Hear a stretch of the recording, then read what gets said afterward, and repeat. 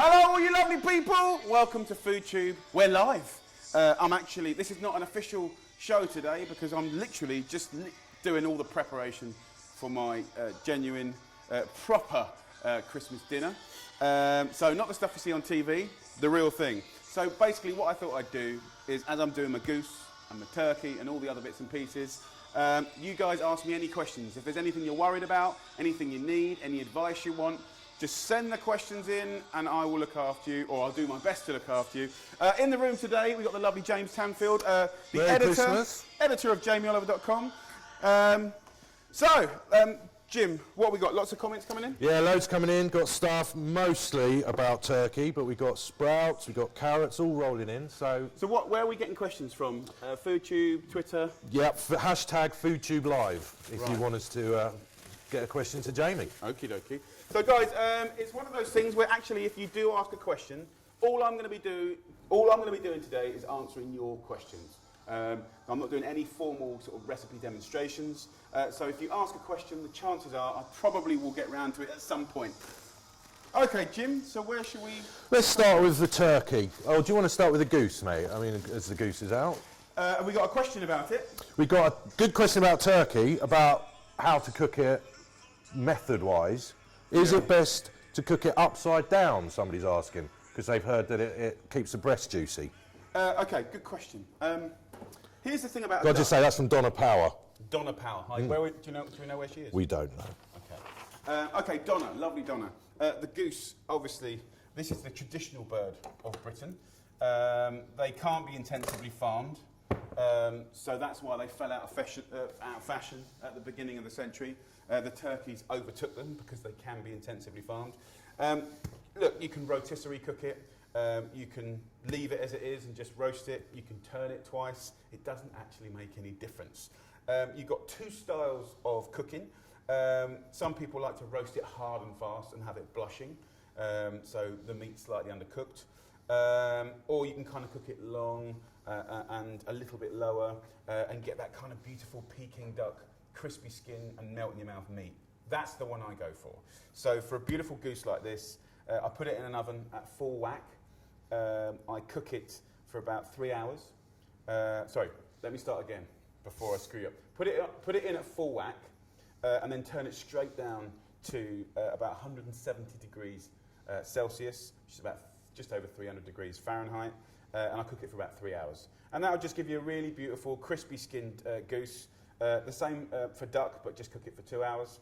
And you're going to get a lot of fat come out of this. Just maybe once in the cook, halfway through, just pour the fat carefully into a bowl, let it cool down, and you can keep that for months and months to come.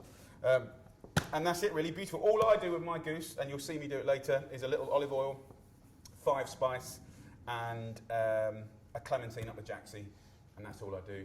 Beautiful, and it works really well every single year. We got a video recipe of Georgie from your food team doing just that on JamieOliver.com. So just search the videos for cooking turkey. So that's on jo.com? Yeah. So if you want to see that video, we've done it already for you, so check it out.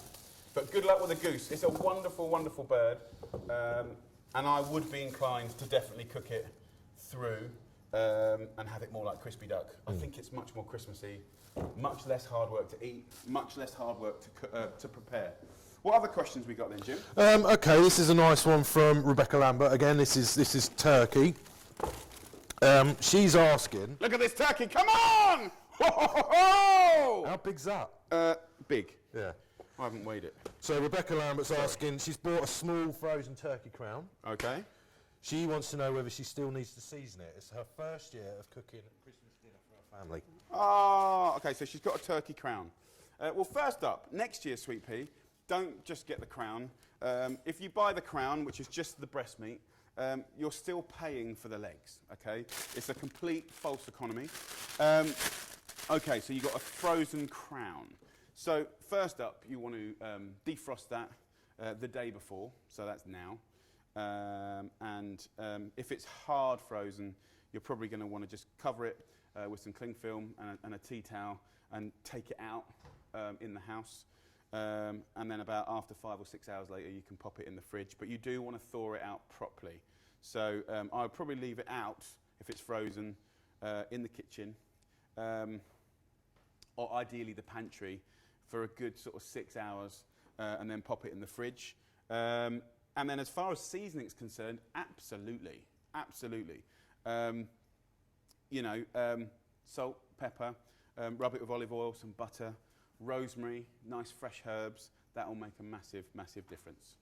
But it's a lot of people every year buy the crowns, and I think they're making their life a lot easier because it's just that part.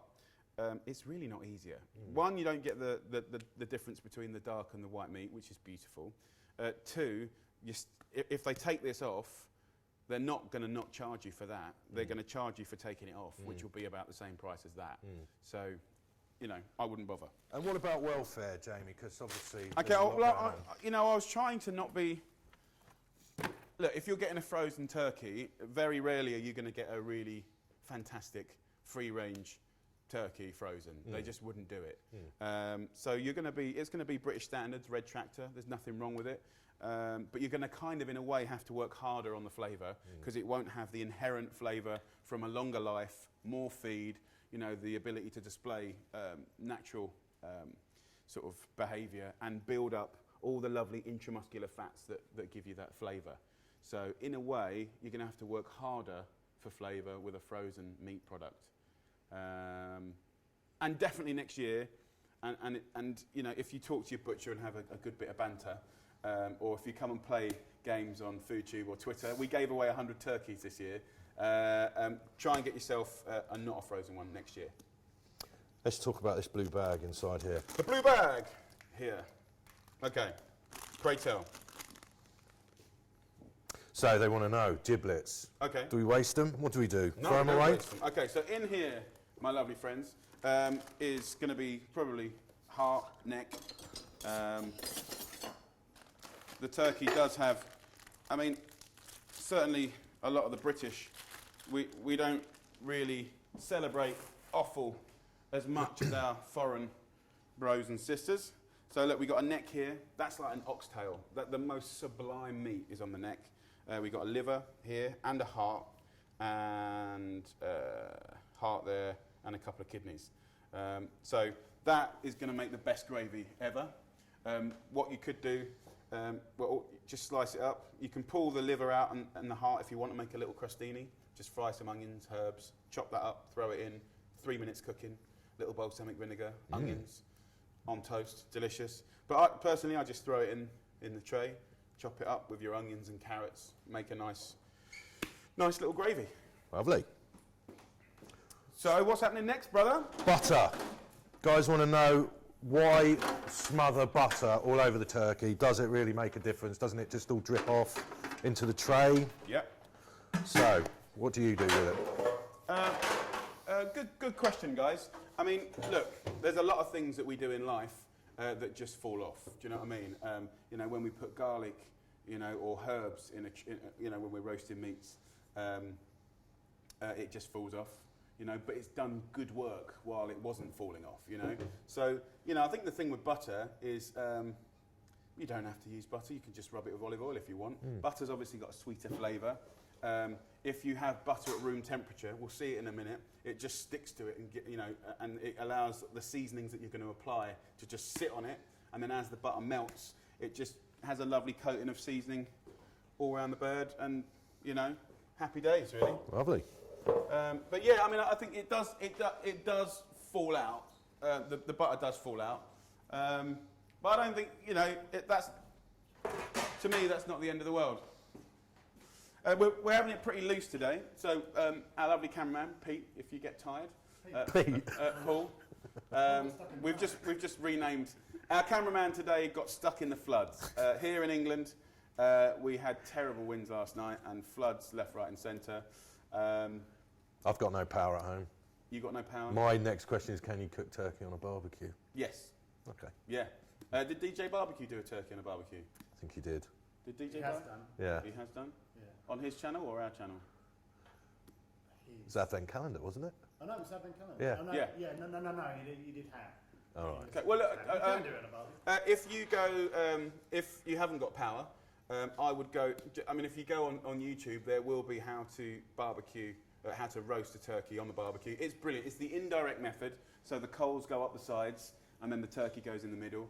Obviously, you need a big barbecue with a lid. You have to have a lid. Sure. But yeah, so you got no power? No. Do you want to borrow a generator? Wouldn't mind. Okay. Jamie saves Christmas. So, do you know, are we getting a sense of where we're getting questions coming in from? What, in terms of what countries? Yeah. Yeah, I mean, it's pretty much all over. You got your Spanish guys, so there's a lot of people cracking funnies on here. It'd be really nice to hear, you're probably wondering what I'm doing for this goose. I'm pulling the fat out, by the way, and then I'm going to stuff it with a few, just some clementines and stuff like that. Not very glamorous, I'm afraid. Oh, look, Australia. We'd love to hear what you guys are cooking for Christmas, and we'll give you a couple of shout-outs. So don't be afraid to get involved. Are you happy to stay on the meat at the moment, yeah? You want to keep talking about this? The meat. Okay. I'm very, very happy. Okay. Cleaver, neck. If you haven't got a cleaver, just use a big chopper, but use the base of the knife. Go on, darling. Okay, so guys asking about slow cooking turkey. Yeah. Is it safe, or is it okay as long as you get it up to that temperature, required temperature? Yeah, I mean, well, first of all, you've got to ask, why do you want a slow cook? Do you want a braised piece of turkey, or do you want a roasted piece of turkey? So, I mean, there are some recipes for like argers, and if you don't know what an arger is, it's like a kind of oven that never gets turned off, that kind of cook all night. I have to say, I'm not a massive fan. I think you want to roast the bird, but to answer the question, you can slow cook anything, and as long as you get it, you know, to above 75 degrees, you know, you've killed, you know, all right through to the thickest part. You've killed, you know, the bacteria and this, that, and the other, and you're good to go. At the same time, I would roast it. I'd go to jamieoliver.com, look at the recipe for the perfect roast turkey. I've been testing it for years. I'd rather do that than anything else. Okay. And we got it on YouTube. Oh, we got it on 2 days ago. Yeah, if you look at FoodTube, guys, there is the recipe for the perfect roast turkey. There's everything you need there as well. There's potatoes. This is Rich. If you're wondering who just came in, this is Rich, aka Caleb. We could, yeah, so all the questions need to come into hashtag FoodTube Live. Okay. Let's find out where people are from. Let's, Yeah, got some Australia. Yeah, we've got some Australian, some Japanese, I've seen some Middle East. Yeah, I can't read those. So put them on the comments below or onto Twitter and let us know, really. Okay, here we go. So I'm just preparing my goose and my turkey here. The goose I'm just going to rub with Chinese five spice. They're basically, essentially, beautiful Christmassy spices, cloves, cinnamon, allspice, stuff like that, nutmeg. And that's just a really easy, you know, tablespoon of that over a duck or a goose. Delicious. And I'm just going to get it, what I tend to do today, and it depends where you are around the world, obviously, but this time of year it's pretty cold. So if you've got a garage which hasn't got animals running around it, I just tray everything up, get it ready and raring. I'm going to do the goose today, the turkey today. I'm going to knock out the stuffing today, my carrot dish today. I'm going to prepare my potatoes today, but not cook them. I've got a list here that Paul can cut away to. This is today. That was yesterday, the day before. So we're looking pretty good. I'm fairly happy. Right, I got a question in from a Kate Tanfield asking what happens if your ridiculous husband has bought a turkey that's too big for the oven. What can you do, Jamie? What can I do? Okay, this is James's wife that has just. Would that be a Paul Kelly Yeah. It's a Paul Kelly. Yeah. First up, I can't help you with your husband. You know, you made the choice years ago, and I'm you know, sorry about that. What would I do? I mean, it depends how big it is. I mean, what you can do, and it's not a bad thing to do, is you can just come here, Paul. If your turkey is too big for your oven, first up, the first thing I would do is see, you know, can you take the knuckles off? Would that make it fit in? If you truss it up, would that make it any more compact? Would that fit in? If not, again, would the actual breast part fit into your oven? If it would, then I would simply run my knife down here and just hack through and basically give yourself a crown, okay? In a nice way, that the breast meat will cook nice and even. Then you can cook the legs separately. So you could even slow cook those today. Almost not comfy them, but just like slow roast them. So it's just tender meat. And then you can reheat that the next day. So Kate, sorry about that, but hopefully that helps. Thank you. Does that make any sense? You've saved Christmas again. Okay, Pete Devery, he wants to know about brining. Yes. What do you recommend? Do you at all? Have you ever? Yeah. And he says, Merry Christmas and big up DJ Barbecue. Come on! Who is DJ online, who is He is. online at the moment, commenting as well. So Christian. First up, love my bit of DJ Barbecue. DJ Barbecue undoubtedly will be doing a whole load of stuff on brining next year. But brining, okay, so the Americans do a lot of this, brining. It comes, as far as I know, from sort of Jewish culture, where, of course, the poultry has to be bled. They need to get as much blood out of it as possible. And they use the brine to clean the bird, but also pull out the blood. At the same time, let's fast forward a couple of hundred years. By brining, it's funny, it's kind of some of the dark and not so good stories about, say, chicken breast and chicken and poultry at the moment are about tumbling. Tumbling means basically getting, say, 100 gram chicken breast, tumbling it in a kind of brine with sulfates and stuff like that, and then it's 130 gram. So basically getting the customer to pay for water. So there's a sort of dark side to it, which we're not interested in. But what you're referring to is getting a big old turkey and putting it in a big old bucket of brine, which is essentially a saline solution, salt solution. And you have the capacity to flavour it with herbs, spices. You can get some water on and you can kind of make a kind of tea with spices and herbs, and then cool it down and put ice in it, and then salt and water. But if you go online, go to YouTube, there's a whole load of videos about how to brine a turkey. Mm-hmm. It is very straightforward. It's just a bucket with salty water that's been flavoured. I quite like putting apple juice in there. I just think apple juice, a tiny swig of vinegar. A little bit of bourbon. Basically, what it does, guys, is it sort of hydrates poultry. So it probably easily puts another 5% weight on it. But that's moisture in there that's going to keep it moist in cooking.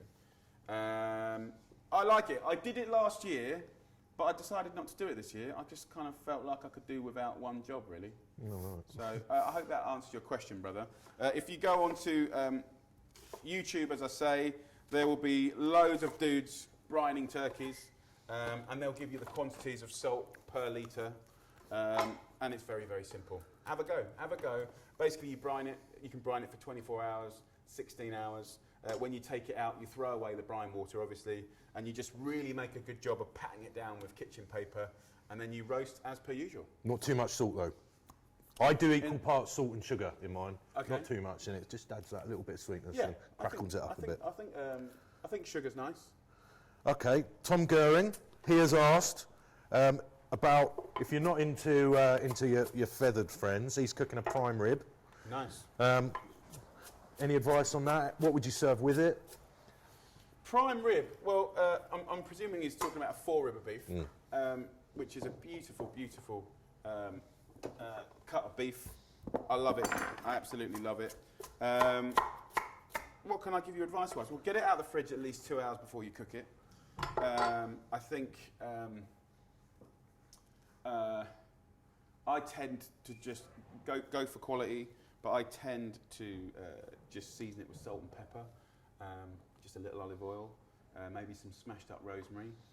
I've seen some really lovely recipes that I've tried where they just get a little grated ginger, fresh ginger on top. I know ginger sounds weird and it might sound a little Asian, but it's really, it feels more Victorian and bizarrely has that heat of horseradish that was very, very nice. But just roast it, screaming hot oven, turn it down to sort of, 190 and, cook it to your liking. I always use a thermometer. Different meat cooks frankly in different ways, different qualities of beef with different marbling, cook in different ways. Your oven is different to mine. So really, that you want to get yourself a thermometer. I mean, even as basic as this, that comes with the turkey here. You can get these in every cook shop in the country. You know, 71 degrees Celsius is beef medium, you know, or cook it a bit more to your liking. But I think with that, when you're spending that kind of money, let's not waste it. People are loving your crinkle knife as well, Jim. Yes. Where did that come? How did they know about my crinkle knife? They've seen it, and I must have seen it when you were looking at the board. Oh, really? Yeah. Well, this is my crinkle knife. I'm not sure what I'm going to use it for today. It's a really rubbish knife. It's blunt and it's kind of badly made. But it's really weird. It's kind of a lot of fun. You can get them online. And for salads, for doing little matchsticks, for you know, just getting kids to eat stuff. You know, apples, pears, making beautiful, cool salads. I use it all the time. It's really weird. It's like I'm a chef and I've got all these lovely knives, Japanese steel, and I've got this piece of crap that everyone's really excited about. But I think deep down we're all kids at heart, and you know. Well, let me. I'll slice one now. I'm actually. You can see how blunt and rubbish it is, but you can see how it just.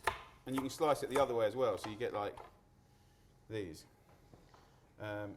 But anyway, I'm not sure what I'm going to use it for today. I've just got it out because I thought I might prep my carrots in a funky. I want to do nice. Come and look at these carrots. I've got purple carrots, yellow carrots, and orange carrots. And I'm going to do them with clementine and butter and probably some thyme, salt and pepper. Really simple. So I might cut them with that. Okay, ham. Yeah. Good things coming through about ham. Yeah. Kathy from Austria, she says, have you ever tried, I'm guessing this is a Christmas delicacy in Austria, have you ever tried ham with a vegetable mayonnaise cheese filling? Say again.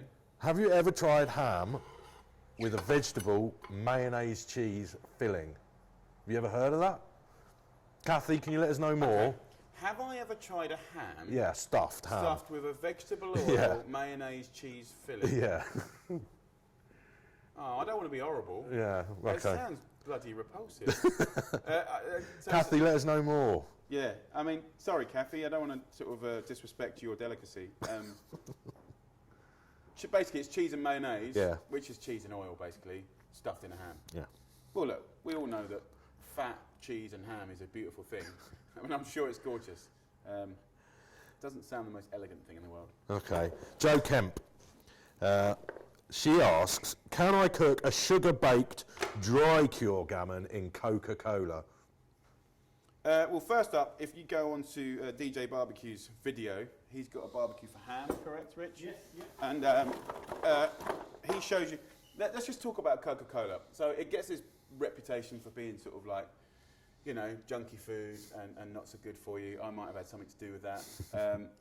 Basically, any soda in quantities is not great for you. But let's just go back to Coca-Cola. It's a very old company. It was developed by chemists. And actually, it was based around similar selection of spices to things like Jaeger Bomb and Amaro and is it Averna and all those kind of digestive drinks that you have pre or after dinner that helps aid digestion. You know, and sort of like if you've got a tummy ache or if you're really full. So, and if you were a little bit ill, they'd say, you know, so the original spices were quite medicinal. Well, they were medicinal.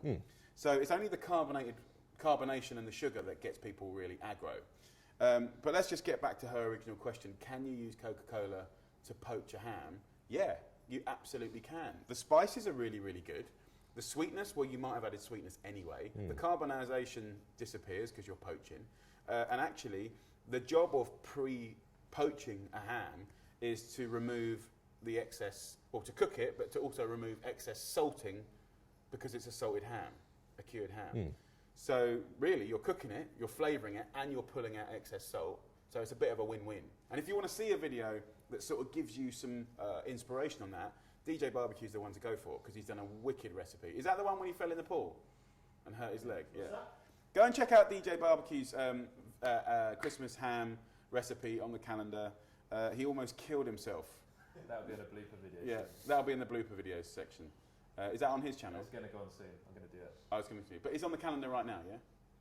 Yes, the hand is on Yeah. his Yeah. channel right Sorry, we have here at my house we have executive disagreements with content on our channel. That's because Paul's an idiot. That is because Paul had problems getting here today. Who's on the advent calendar today, Richard? Some craft beers. The Craft Beer Channel, beer matching with your Christmas dinner. I'm in it. Well, tell us about the craft beer channel while we're here. Basically, the Craft Beer Channel, we're all about craft beers. Beers made with That's love. him, by the way. This is his channel. Yeah, beers made with love. We're cooking with beer. We're exploring the beautiful world of craft beer, which is huge, not just in London, but I mean West Coast America. They've been doing it for years and years. So we're just riding on that bandwagon. And our YouTube channel is full of fun. So yeah, today's video is what to drink, what beers to drink. Because you think like beers have more flavour profiles than wine. You know, the range of beers goes all the way up from super dark malty beers like stouts and porters, all the way down to sort of lovely craft lagers. So yeah, there's a beer for every occasion. So you're going to be doing a whole tasting. Yep. And what's good with your Christmas dinner? Yep, with mince pies, with chocolate, with your turkey. Yeah. Nice. So check it out. Check out the craft beer channel. And Yeah. and what else have you got up there on the channel? You've got recipes. Yeah, we've got sort of bacon. beer batter. We've got cupcakes. We've brewed our own beer. We're going to start showing you how to do that yourself at home. We've been down to the brewery in Wales. Everybody! I'm coming! Look who's just come! Gennaro! Hallelujah, hallelujah. Did you get it all right? Yeah. So Gennaro Contaldo is down to see us today. He lives about 40 minutes away, and we got floods everywhere. So he's literally risked his life to get here. How do you know that? But you know why you really come here? Yes. To get your Christmas present. Yes. I'm gonna. Yes. So we're just taking questions. If anyone's got any questions for Gennaro, he's only here for like half an hour probably. If anyone's got any questions for Gennaro, anything to do with Italian Christmas or what he's doing, or the fact that he loves to get naked at Christmas, just ask any questions you like. Gennaro's here to help you, as well as I am, and he's only here for half an hour, so make the most of him while he's here. How are you, my darling? Very well indeed. The road is so flooded, and I had to go round and round and round. A tree fell down, a car stuck in the middle of almost a little lakes, but I went through. There are serious floodings going It's on. a serious Did you go through the ford? No, hold on. Did you see the truck? I know. A car was like that. Look, it's coming like that. Brrr, and the water is up like that. In mine, no trouble at all. Paul Casey, what did you do? Yeah, Paul. Paul Casey, our cameraman, got stuck. You got stuck? Yeah. Why? I don't know. Huh? I got stuck in a lake. In a lake. Because he comes from London. Do you know what's funny? I drove past him, and I just thought, Dunno, what are you having for Christmas? What are you eating on Christmas Day? What's the Christmas? Italian traditional Christmas Day? Christmas Day, well, it's almost everything. But for tomorrow, which is Christmas Day, I'm going to have a capons. Capons, which are filled, which are sweat and onions. just explain. Capons is basically, correct me if I'm wrong, Yeah. is a castrated male chicken. So with the male chickens, they get a lot bigger. But if they get too old, they get wonderful flavour, but the hormones give them a little bit, so they cut the balls off. Yeah, they do. And so they get big chickens. So almost, well, not that big, but like half the size of this. But About this sort of size. This size. And believe me or not, I thought they were not allowed to sell capons in England. But not long ago, I was around in the countryside, like here, and they would say capons for sale. Capons is full of juice. It's almost like A wonderful flavour. If you ever get an opportunity to buy a capon, please do. You roast it about twice the length of time as a normal chicken, but it's gorgeous. And they're normally about 2.5 times the size. Yes, it is indeed. But also with the capons as well. Once you actually cook the capons, you roast it or you stew, whatever you wanted to do. It's a special roasting. The leftover, you can fill lovely filled pasta, tortellini. Also with the bones and a little bit of the meat of the capons, you can make a fantastic soup. Celery, carrot, onions, water. Just boiled everything up and it's so delicious. Can I ask a favour? I'm just going to disappear to get your Christmas present. Do you mind asking some questions Of course I do, indeed. while I Got go and some do it? Are you coming in. cool to do that? Yeah. Nice. Okay, you have to stay near the mic, Gennaro. I stay here to the mic. Got a question from Ricardo Silva. He's in Peru. Hello, Ricardo! I love it, Peru, Ricardo. He's wondering, he wants to cook a porchetta, Yes. but he was wondering if he can stuff it with sausage. What do you stuff porchetta? What a lovely idea. God, what a lovely day. Of course you can stuff a porchetta with a sausage. Easy. If you have the fantastic sausage meat, which you bought or you make yourself, easy. That's right. Spread around the belly of a pork with loin, or just the belly of a pork. Remove a little bit of the fat. Season with the salt and pepper. If you have some lovely Vinsanto or a little bit of sweet wine, rub it all in. Okay, get your sausage meat. Mix also a little bit of bread inside, which they have to be, put them in water, squeeze it, mix all up. If you want to put out rosemary, thyme, you want to put the sage inside, you can even do that. And then roll it. You roll it, you tidy it up one side, the other side, all round, and bake it in the oven. First you start with temperature 250, 250, okay? Oven inside, if it's about 3 kilo of porchetta. And then you turn down to 115 and cook it for 3 hours. Now and again, check it. It will be delicious. Can guarantee you, I love a porchetta. Okay, here's one that's very close to our hearts, Gennaro. Can you please tell Paul Taylor, he wants to cook a yummy Christmas dessert with limoncello. Now, we've done this, haven't we? Holy much, it's so much. You can do so many desserts with the limoncello. The one, I love it. I've done a lovely tiramisu with the limoncello. Oh, if you really like egg, in the right word, you do lovely zambayone. But also you can put all different sponge, your cake you wanted to do it. And you can even make a lovely, what we call them a crostata of hazelnuts. It's fantastic. You get ricotta, hazelnuts, flour, glass of limoncello, 4 yolk of eggs, 4 white of eggs, mix the yolk with the flour, and then you beating up the white of eggs, you mix all together, put them in a tray with a glass of limoncello. Hallelujah. We did 2 limoncello desserts on the Amalfi Coast. We filmed Gennaro making them. You can find them on FoodTube. Yes, indeed. They're still up there, Rich, aren't they? You've got Zabaione and you've got the tiramisu. And we cooked them overlooking the bay out towards Capri. Oh, Gennaro. On the bay overlook Capri. You were there, you ate them all. I did eat them all. Yeah. Okay, here's another, like, Italian Christmas. Yeah? Sum it up. What is it? Do you have, is it Christmas Eve? Is it Christmas Day? What do you get up to? Christmas Eve is the proper Christmas day for all the Italians and many other parts of the world. We like to sit on a table but 5 o'clock in the afternoon. And we will remove ourselves from the table about 11 o'clock. Hop inside the church to 1 o'clock, come back, finish a little bit more what is left, and then start again the day after. Okay. Almost everything on the table. But Christmas Eve for Italians is a lot to do with fish. Fish, a preserved vegetable, and almost all kind of dessert which we make. Most of anything is like to be all together with the family. Joy, happiness, and health. Okay, let's talk pheasant, because I know you're a bit of an expert on pheasant, because we did something recently with it. I love a pheasant. Gravy for pheasant, a Christmas gravy for a Christmas pheasant. What would you do? What do you mean gravy? Well, go on, just listen, any sauce, come on. It is pheasant. It is. Helena, thank you for this, by the way. It is such an elegance. It's the how do you say? It's a nappy bird. It's very organic and full of a flavor. Yes, perhaps it's gravy for the turkey, but you have to cook. You do a lovely sauce, right?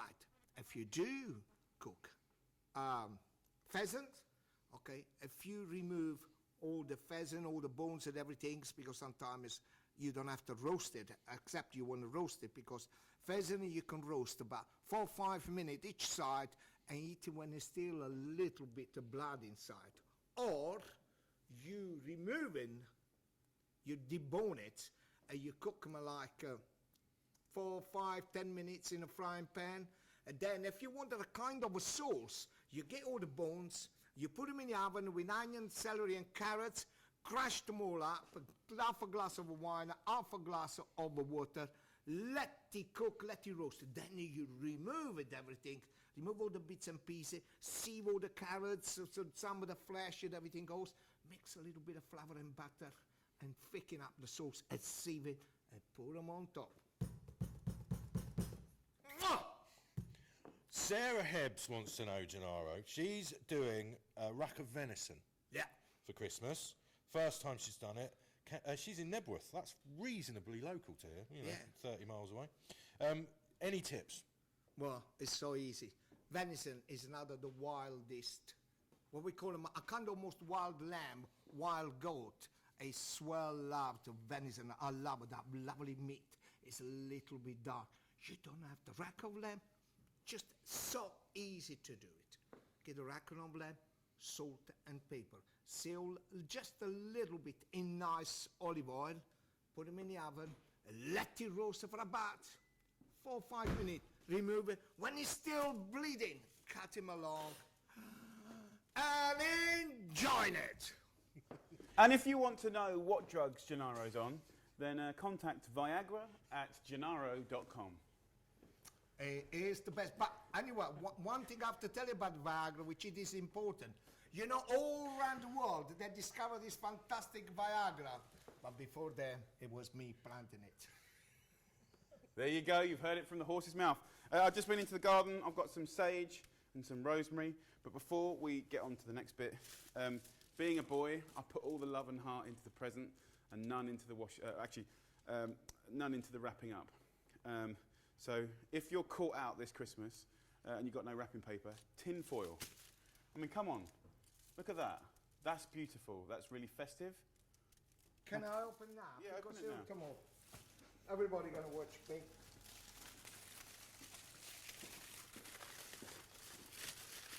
You always make my heart beat in this. You're going to like this one. Gennaro's going to Norfolk this holiday. Oh my! Let me tell you something. It was given to me, this one, 10 years ago, and they lost it. And then you find them again. You remember? No, this is a lot better than those. Go on. Happy Christmas. Thank you very much. And listen.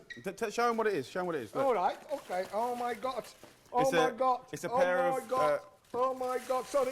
I have to say. Oh my God. Oh my God. Oh my. Oh my. I Okay, can't swear. I'm sorry. these are the most incredible binoculars for any peeping Tom or pervert requires these. Gennaro's going bird watching this weekend. They are incredible. I can't see anything. No, what's the mate? No. I can't see anything. Well, first you've got to make it fit your head. Right, there you go. And what's amazing about these, they're going to blow your mind. Oh my. That's- Paul, did you wash your teeth this morning? Paul, you look handsome. But they go from really close Rich, to really long where way are away. you? Jesus. I can see his eyes. Go on, go outside and have a little look. Go on. No. I just want to keep them inside here. And because, don't forget, hold on a minute. This is mine. The other one, it's the big box. Okay. Okay. Because you loved it, and I wanted to give you after Christmas. It's the Beretta hunting knife. Ah. Do you see that? Yeah, but Leather. do you see Leather that? attachment. Do you know what? It's funny. I really needed one of these the other day. Have a look. Open up. I just wanted to have a look. Did you? Is this an old one or a new one? No, was my hunting knife. This is the blade, you know. Hold on, let me show you because I needed to show you. Let me show you. Okay. Christmas presents here on FoodTube Live. Gennaro, This is 12 bore, 20 bore cartridge, and all the rest for the gun. Okay. Yeah. This one is to go out in case you find mushrooms or something, so and so. And this one, because you love walking stick, so this is a proper saw for walking stick. And this one, in case you catch something, inside your hands, a little pain. Hold on, I'll finish yet. As you know what? This is with the wine. I think DJ Barbecue's watching this. Do you want to send him a Christmas message? DJ, you are the best. Can you just look at me? I love you, DJ. Been watching you before all your Instagram and tweet. You are the best. You're really good. Bless you and your family. Thank you very and much. everyone. Happy Christmas. Thank you. Have a good Christmas. I'm gonna have a picture now, and after I'm going. So Gennaro just popped in to get his Christmas present. I wanted you to get that because he's going to Norfolk this weekend. Jesus, this is really good. They're really good. They're the best. It's going to really transform the way you look at birds. I want a picture because I'm gonna post a picture today. Okay. To my jacket. Richard, let's do it. So, Did you want any more questions? One more, please. Yeah. And I know you love sea bream. you likey? 1, 2, 3, 4. Any suggestions for sea bream, Italian style, at Christmas? Right. Sea bream, the one I like to eat. I always cooked it this way, sea bream. There is no other way which I would like to do because especially when it's fresh. Make sure your sea bream is fresh. Remove the remove the gills, remove the little bits and pieces on the side.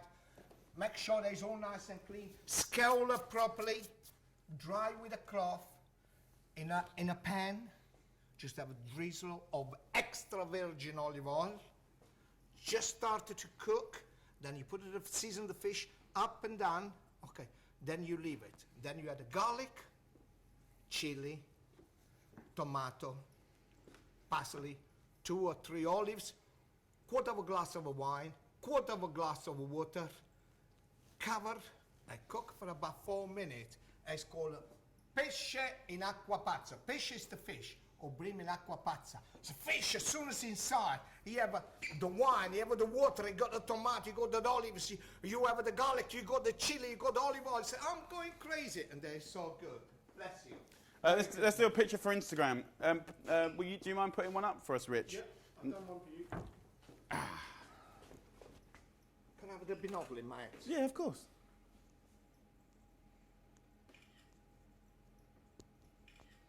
Nice. So, keep the questions coming in, guys. I'm just about to dress my turkey.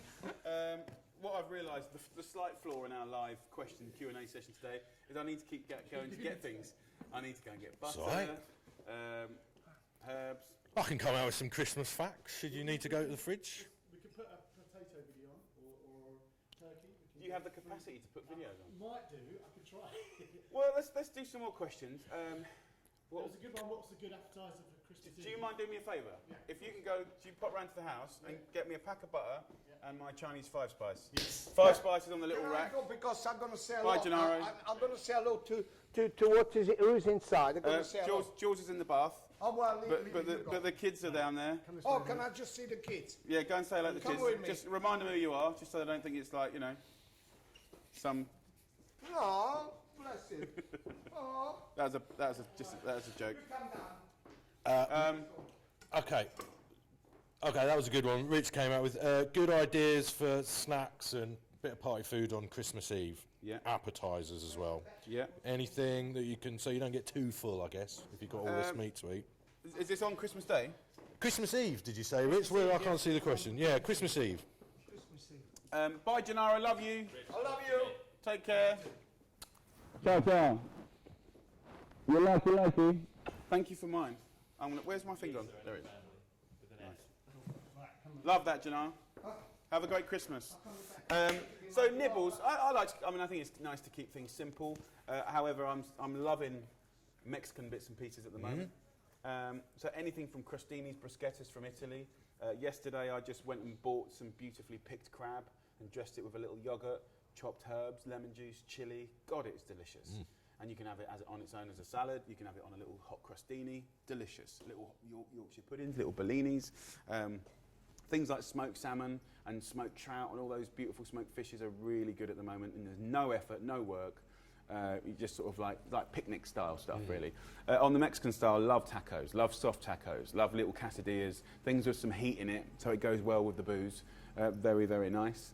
But then good old-fashioned sort of like pâtés and just really good cheeses and really good wines. I must say, like, I do try, you know, I do the full Monty on Christmas Day, but I try and keep the food quite homely and simple, sort of either side of it. Okay, we need to seriously talk about cooking times. Yes. Donny Rogers, Maria Lopez, among others. Maria's in Spain. What do you want to talk about? Cooking times. She's got a 5.5 kilo bird. Donny's got a 6.2 kilo bird. I know this is a tough one to do off the top of your head. Yeah. But we do have advice on jo.com. So jamieoliver.com. Go to the best turkey in the world, and the cooking times are on there. Yeah. But as an estimate. Yeah. Look, I'm not trying to get out of this question, guys. Here's the thing. Your turkey is different to my turkey. You know, if it's had a longer life and it's a really good quality bird, it'll have more intramuscular fat in the breast, in the legs, therefore it's going to cook quicker. This is a Paul Kelly bronze, okay? And this bird does cook quicker than a bird of the same size. At the same time, I don't know if it's come out the fridge or the freezer, I don't know how thick-sided your tray is or how efficient your oven is. So the reality is first up, there's a lot of variables, okay? So my true advice to you would be use a thermometer. And where's my thermometer gone? It was, oh, here it is. Well, here's one. Here's my Kelly one. This came with my turkey, right? And it tells you exactly. You put it into the thickest part, which of course, use your common sense, is right here. Here's the thickest part of the turkey. The chunky part of the breast, just jab it in like that, down, and keep it there. And when it hits, you put it in the oven like that, and when it hits temperature, you're laughing. And for the turkey here, that's an internal temperature of just under 70 degrees. It says 65 here, because they cook quicker. For a regular turkey, it's going to be just over 70 degrees. You know, there's a lot of variables, guys. I mean, I think generally what I tend to do is put it into an oven on full whack, turn it immediately down to about 190 degrees Celsius, 180, 190 degrees Celsius, and then I'll cook it about 35 minutes per kilo. And that's it. That's basically what I do. But the only way to guarantee a perfect turkey is to use a thermometer. If you need help, go to jamieoliver.com and search the perfect roast turkey. Yeah. Okay. Vegetarians, Jamie. Yes, darling. Give them some advice. If you've got a vegetarian coming over for Christmas dinner, what can you cook them? What will keep them happy? Vegetarians, well, I think the thing is, the attitude towards vegetarians is a bit of a weird one. You think, oh, well, we'll do them a nut loaf or something like that. I think, first up, the thing that's going to make them really happy is the most amazing veggies. So look, I'm roasting a turkey and a goose tomorrow, but I'm probably going to do about 10 veggies from the garden. So if any veggie came up tomorrow, they'd be laughing, absolutely laughing. So we're doing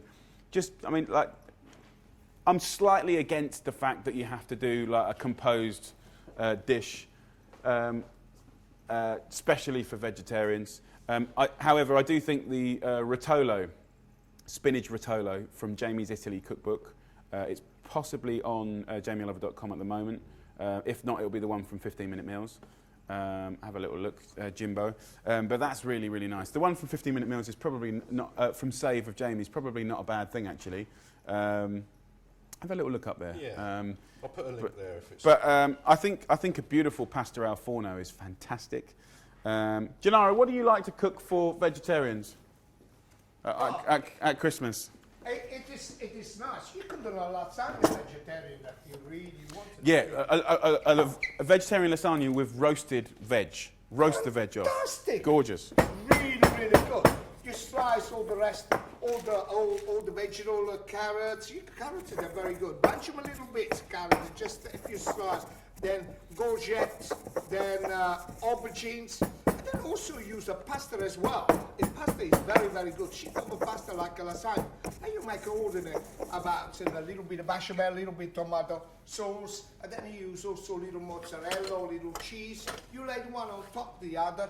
Cover up the cheese, put them in the oven, and hallelujah again. A beautiful Christmas lasagna with pumpkin. Oh, And, pumpkins and mushrooms goes ever so well. Gorgeous. As well. Then you can actually puree the pumpkins and use as a sauce as well. You mix with a white sauce. My sister did Bechamel, that. yeah, yeah. Yes. Oh my God.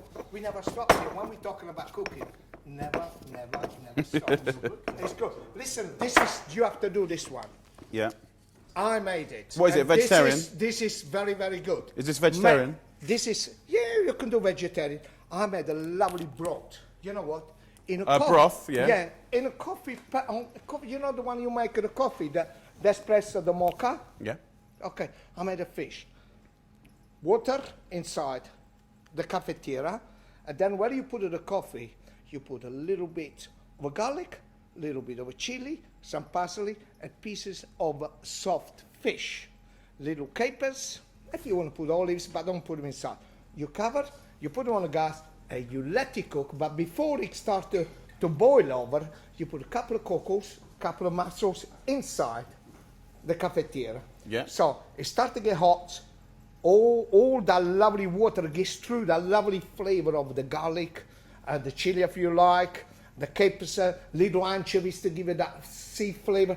Through a very soft raw fish you put inside, it's a lovely. Then as soon as it goes in, those are lovely mussels and cockles Just will pop in. If you have a little bit of fish, there's an espresso soup. I made it because I wanted to see if I can do it. It does work, so it should work as well. So will you make this for FoodTube next year? That will be. I will show you how to make broth of a fish, soup of a fish in a coffee machine. Believe me, I tried. It's working. You're gonna enjoy. Watch me to do on FoodTube channel. Please subscribe. It's free and you can watch all over the world. Christmas card for Gennaro? From Paul. From Paul, the cameraman? Paul, I love you. I'll send you a book. Okay. I have to leave you now. First of all, Love you. Ciao. love you all. Have a nice Christmas, everyone. FoodTube channels. See you. He's just blowing their eardrums. Sure. See you. Paul, the cameraman.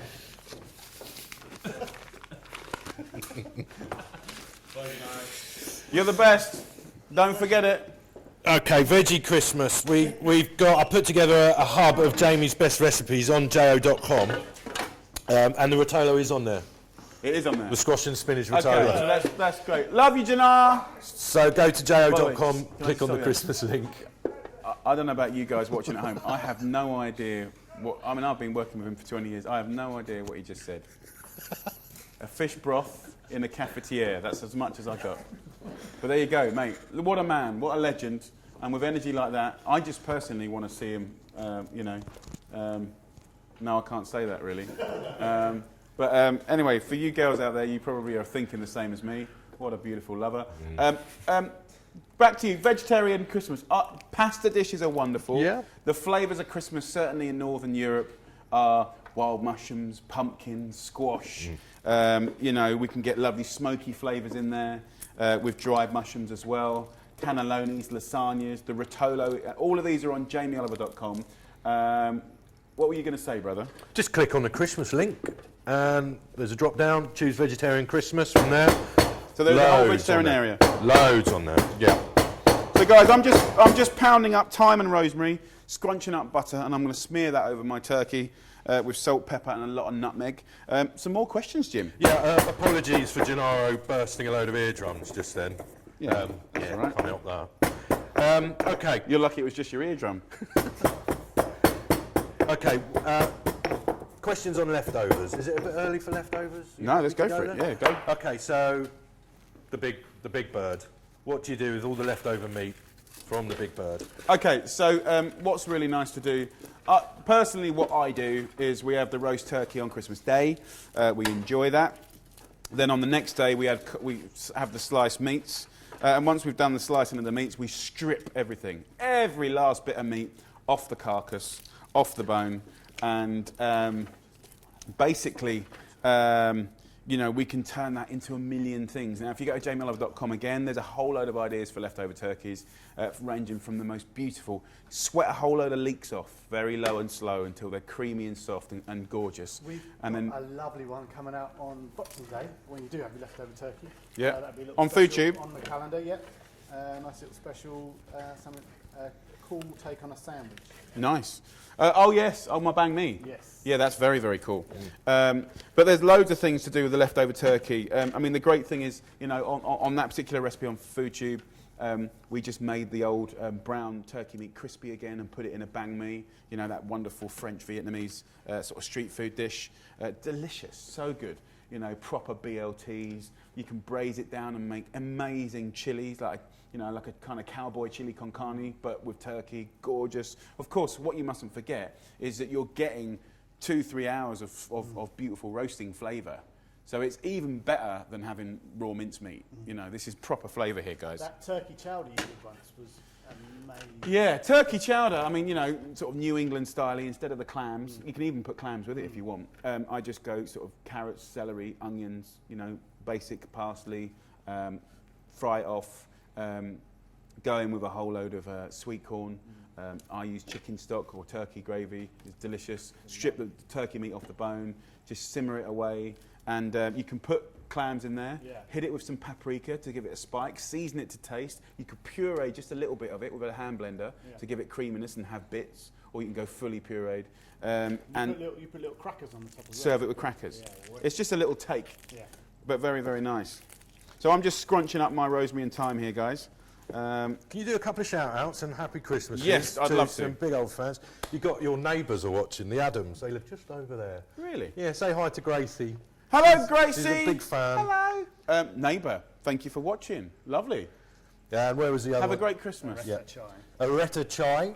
Doesn't say where she's from. It but doesn't she- sound like she's a next door neighbour. It doesn't. I'm guessing not. Can you wish her a Merry Christmas, Jamie? Aretta Make her- Chai, happy Christmas, wherever you come from in the world. Have a really, really lovely time. I say as I'm massaging my flavoured butter over my turkey. Muffin Madness 35. Muffin Madness. Yeah. Wow. I love that name. Do you know about the Seven Fishes feast? Is it a soup from Greece?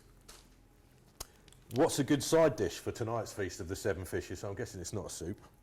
Can we have a bit more, Muffin, please? Muffin, give us some more information. Tell us where you are in the world. Tell us what this feast that you're talking about is.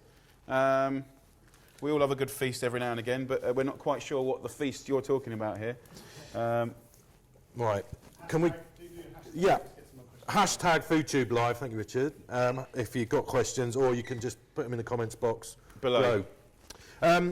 Let's get on to roasts, mate, because potatoes, your recipe always comes out the best. So, Yes. come on, talk roast potatoes. Well, look, we're going to be doing roast potatoes later, so I'll actually show you what to do. Because just to remind you guys, if you just switched on, like, this ain't a TV show. I'm not presenting as per usual. I've got a million things going on in my head. I've got 4 kids that are feral next door.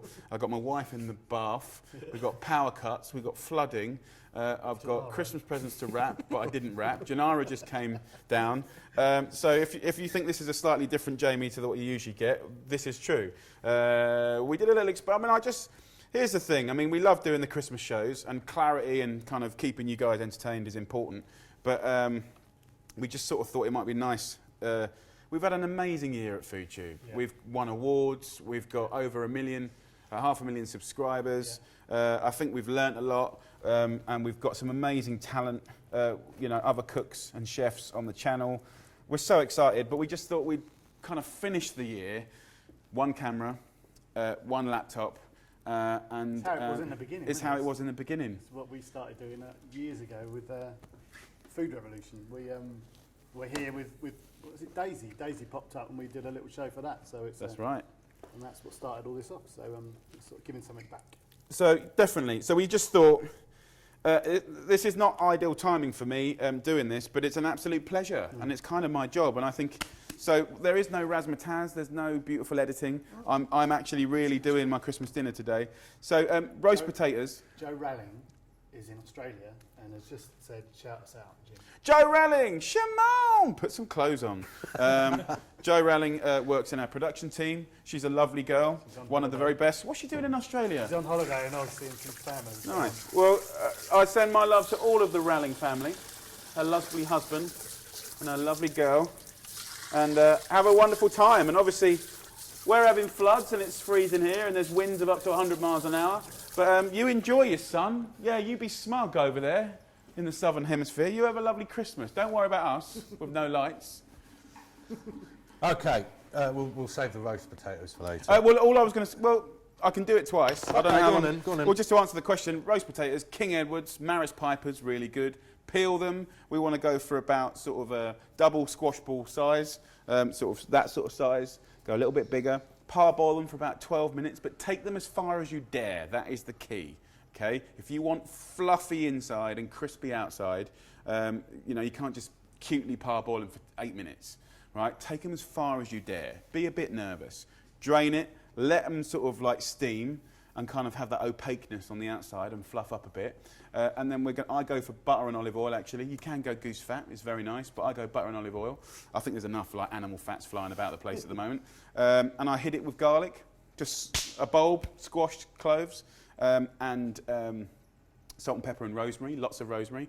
And I roast those for about 50 minutes at 180 degrees for about an hour.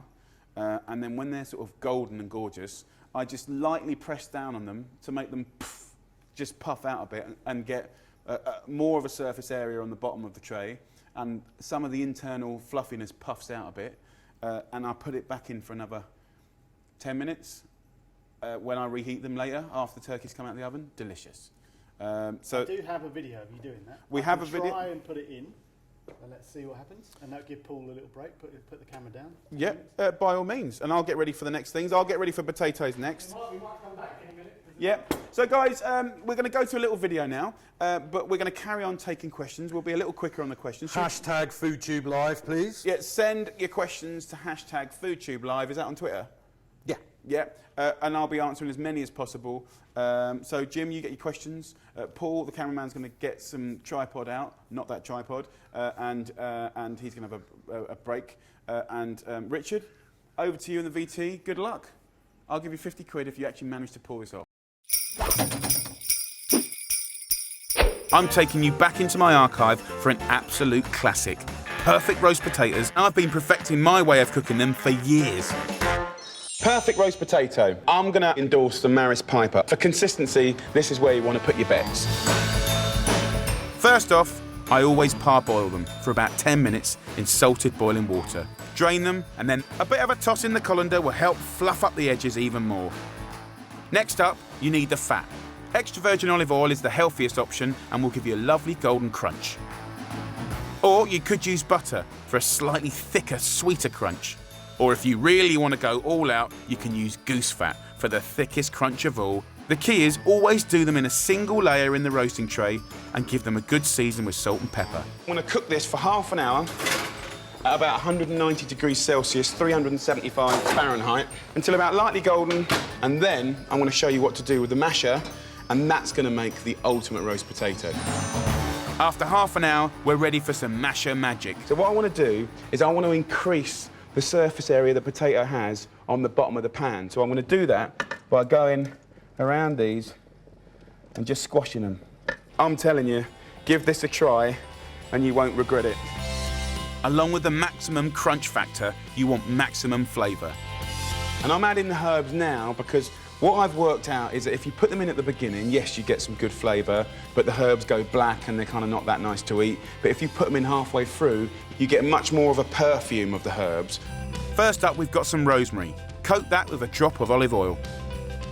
And a splash of vinegar. Bear with me, the vinegar will totally cook away, but it's going to give the potato like a kick. And then some garlic here. This is about your personal touch, so put in what you like. You could also try thyme with garlic and bay. or even some sage, garlic and clementine zest for another Christmassy twist. And then once you've done that, we're going to pop these back in the oven for about 25 minutes, 30 minutes, or until perfect to your eye. But half an hour's a good one, and then when you see those babies and taste them, best roast potatoes in the world. And here they are. Listen. Beautifully, look at how fluffy that is in the middle. Just almost falling apart. Let's have a try. Oh, really good. Absolutely delicious. That is the perfect roast potato. Subscribe to FoodTube, it's free, and together we'll make it the best Christmas ever. Keep the questions coming. Hashtag FoodTubeLive. We'll try and answer as many as we can. We won't be able to answer all of them, but we've got some really good ones in. We're going to go on to drinks and desserts in a minute, well, after he's done all the roast veg. Drinks and desserts. So if you want to know what Jamie's favourite cocktail is, what he has for dessert at Christmas, just get the questions in. Hashtag FoodTubeLive. He's back. He needs his mic on. Yeah, he needs his mic on, mate. What was the benefit of putting vinegar in those potatoes, people were asking? Let me turn. Jamie or Jim? You can I'm coming. Can you hear me? I didn't say we were professional. I got me. Am I back? Yeah. Okay, so vinegar. Absolutely key. Go down to your pharmacy and buy that little clear spritzer, put some vinegar in, and you can hit it with spices, herbs, and that little mist of vinegar on the top. So when the potatoes are perfect, because let's be honest, like the most important bit of the meal is probably the potatoes. I mean, probably. I mean, maybe the meat, but I think people get so emotionally attached to a good potato. So when those potatoes are perfect, just take them out of the oven, get on your knees, open the oven, pull the tray out, spritz them with vinegar, close the door. Count to 20, do the same again. I sometimes do it 3 times, and what you get is the perfect roast potato, right, with just that little tingling of subtle, because the vinegar disappears, it evaporates, but you get that kind of in the back that just makes you go, ah! So it's just like a little tip. What kind of vinegar? White wine vinegar, red wine wine. vinegar, Okay. flavoured vinegar. I wouldn't use malt vinegar, No. you know, but like an elegant vinegar. White or red wine vinegar is a good start. So look, I'm just, I've got this smashed up. To be honest, I'm making this up as I'm going along today. I am smashed up some thyme and rosemary. I'm going over with a whole nutmeg on this turkey. The idea that you cake it in this butter. Butter's obviously a nice sweet fat. You're not going to eat this butter because yes, it will go into the tray and you'll end up removing it at some point. But it's a lovely thing to hold on to these spices. I did a lovely roast chicken this way the other day, so this is why I'm doing it. I'm just sort of specking it up to the turkey. Nutmeg's a brilliant Christmas spice. Apparently hallucinogenic if you smoke enough of it, but I wouldn't recommend it because it would be horrible. Okay. Oh, nutmeg's gone. Also, I'm going to put some fennel seeds, just whole, on the top. They may fall off, they may not fall off. Lovely. Shout out for Asa, lovely boy Asa. My boy? Your boy Asa. And Aw. Barney and his nonnas Lou and Morella. Oh, Nonna Marella, Nonna Marella. Okay, massive shout out to the Simo family. That is little Barney, Danger, Sambo, the lovely wife of Asa, and Mr. Asa, of course. Can't wait to see Chunky. And Nonna Marella. One day, Nonna Marella, one day. And Lou as well. And who's Lou? I don't know, another nonna. How many nonnas she got? 2. Lots of love, guys. Happy Christmas to all of you. Barney, yay! Uncle Jamie, yeah, I'm here doing the turkey, Uncle Jamie. Back to everyone at FoodTube. Sorry about that. Pigs in blankets. So Stephanie Sue is asking, what's best to use? I know you're a big fan of smoked bacon. If it ain't smoked, it ain't bacon, you always say. Yeah. Do you use smoked bacon in your pigs in blankets? You have to. You absolutely have to. If it ain't smoked, it ain't bacon. If if I could make laws, I'd ban unsmoked bacon. There's no place on this beautiful planet for unsmoked bacon. Okay. All right? Yeah. Fair enough. Pigs in blankets. I mean, in this day and age, we can get beautiful sausages, even from the supermarkets. They do great sausages these days, and beautiful smoked bacon, streaky. Just wrap it around. Of course, there's some lovely things you can do with things like, you know, you can wrap roasted figs in smoky bacon. And give them a little drizzle of balsamic vinegar. Very, very nice.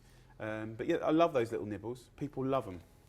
And would you ever put bacon over the turkey itself? No, I wouldn't. I'd rather have the pigs in blankets. For the people outside of Britain, pigs in blankets is basically a little beautifully made chipolata, fresh sausage wrapped in smoky bacon. Beautiful, just roasted. You have it with your potatoes and everything else. No, I'm just doing my goose here. I'm just going 5 spice, olive oil, salt, nothing else. That's it. And it works beautifully every single time. Next question, brother. Mark, go on, Richard. Favourite Christmas cocktail?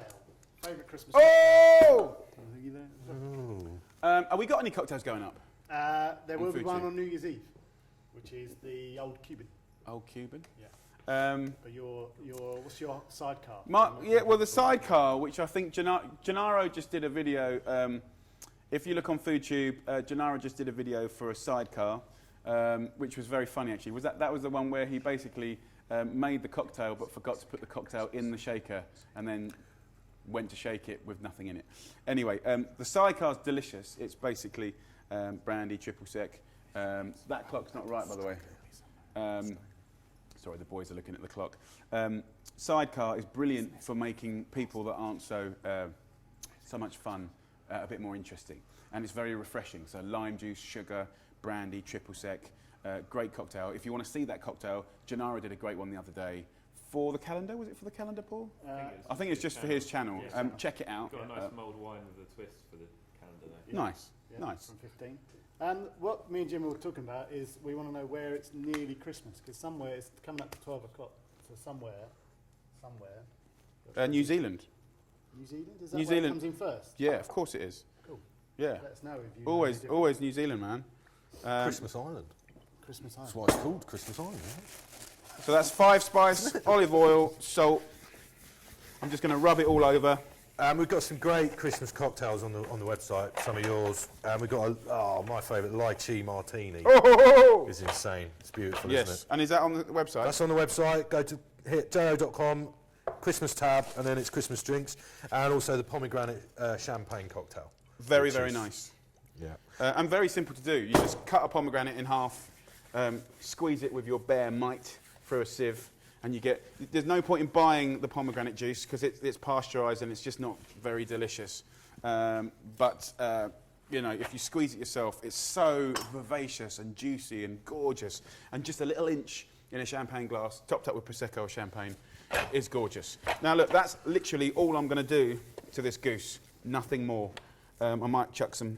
the fat here that was inside, that'll just melt in there. What you're going to do is you're going to get... a lot of people say, goose is very, very greasy.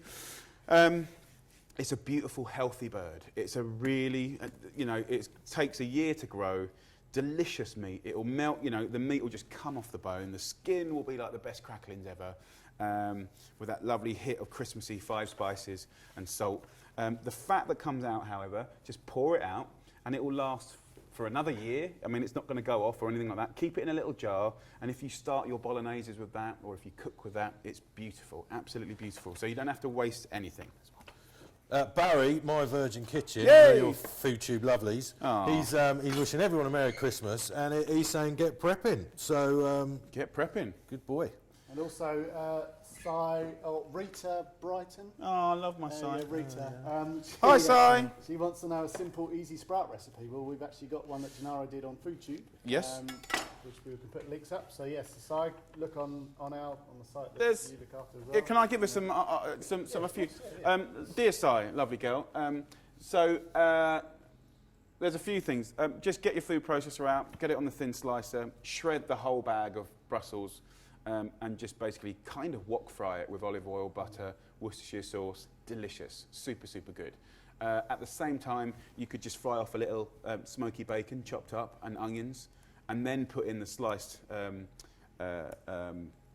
Brussels, and just put a lid on top, and just sort of cook it a little bit lower, and then fold it all through. Delicious. You could incorporate chestnuts into that, of course.